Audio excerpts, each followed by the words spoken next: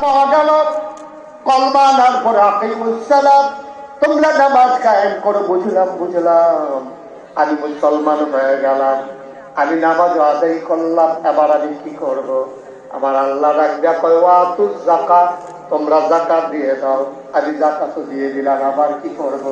আল্লাহ কয় ইয়া আইয়ুহাল্লাযীনা আমানু কুতিবা আলাইকুমুস সিয়াম কামা কুতিবা আলাল লাযীনা মিন ক্বাবলিকুম লাআল্লাকুম তাত্তাকুন।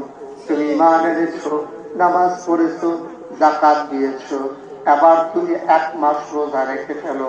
রাখলাম রোজা, এবার কি করব? আল্লাহ কয় ওয়ালিল্লাহি আলান নাসি হিজ্জুল বাইতি মান ইসতাতা ইলাইহি সাবিল, যাদের সামর্থ্য আছে তোমরা হজ করে ফেলো। বলেন সুবহানাল্লাহ। ধারাবাহিকভাবে একটার পর একটা আপনি এখন সিদ্ধান্ত নেন। আপনি যে সবগুলো করছেন, আপনারটা আপনি হিসাব মিলান, আমি জানি। আপনি আপনারটা হিসাব মিলান। বুঝলাম এই ফরজ গুলো আমরা আদায় করব। কোন কাজ থেকে বেঁচে থাকা দরকার আল্লাহ এটাও একটু বলে দেয়। আমরা বোকা মানুষ, সামনে তাকাইলে পেছনে দেখি না, ডাইনে তাকাইলে বামে দেখি না। গত শুক্রবারে জমার পরে কি দিয়ে ভাত খেয়েছি আমার মনে নাই গো মাওলা।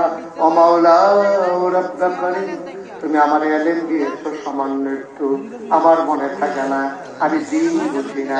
এবার বলে দাও কি করা লাগবে, এটা যেমন বলে দিয়েছো। কি করা যাবে না এই তো আমার একটু জানাই দাও। আল্লাহ তাবারক ওয়া তাআলা দুনিয়ার ভিতরে একজন দাবি মানুষ পাঠিয়েছেন, জ্ঞানী মানুষ পাঠিয়েছেন। মানুষটার নাম হইল লোকমান। বলেন সুবহানাল্লাহ। কিমা কথা বলে কিমা এই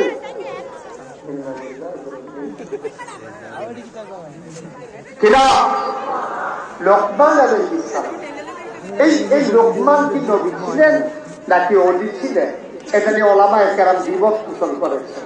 জমহুর ওলামায়ে কেরামের মতে, অধিকাংশ আলেম ওলামার মতে লোকমান নবী ছিলেন না, তিনি আল্লাহর ওলি।